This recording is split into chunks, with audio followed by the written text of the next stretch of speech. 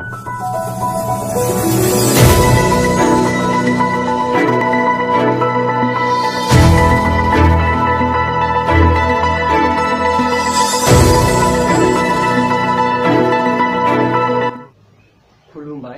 आंनि मुङा मुस्रि सनजित बसुमतारी, गामि मिस उदालगुरि, जिल्ला उदालगुरि।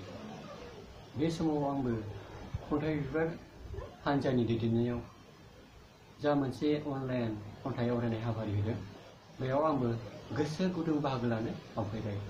आंनि खन्थाइनि मुं हास्थायसुला। फैदो बिदिब्ला खोनासंदिनि आंनि खन्थाइखौ। हास्थायसुला। हायाखिसै सना आंनि गोरबोनि मोजां मोननायखौ फोरमायनो नोंनि सिगाङाव। सानदोंमोन आं फोरमायनो, नाथाय बिखाया गावो खुगाया गेवा। रोहो रोहो खामग्लिसिनो आंनि बैथा गैयै मोजां मोननायनि गुथाला नोंखौनो लानानै।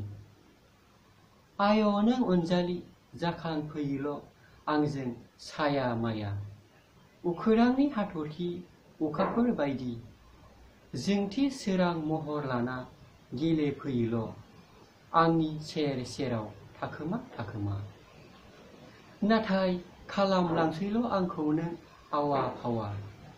नोंनि रायज्लायनाय, नोंनि मिनिनाय, नोंनि मावनाय दांनाय, नोंनि बायदि राव फावा गेलेफैसैल' आंजों गुलि गुलि।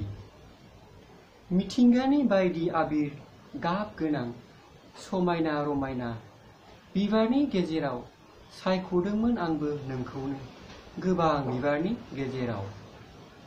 माब्लाबा फागुननि बार जाना, माब्लाबा बैसागनि अखा जानानै बिलिरलांसैल' आं अननायखौ हाजासे बार अखानि रैदुब महर लाना नों अनजालिनि गोरबो बिखाजों। गोजोन्थों। खन्थाइया एसेनोसै।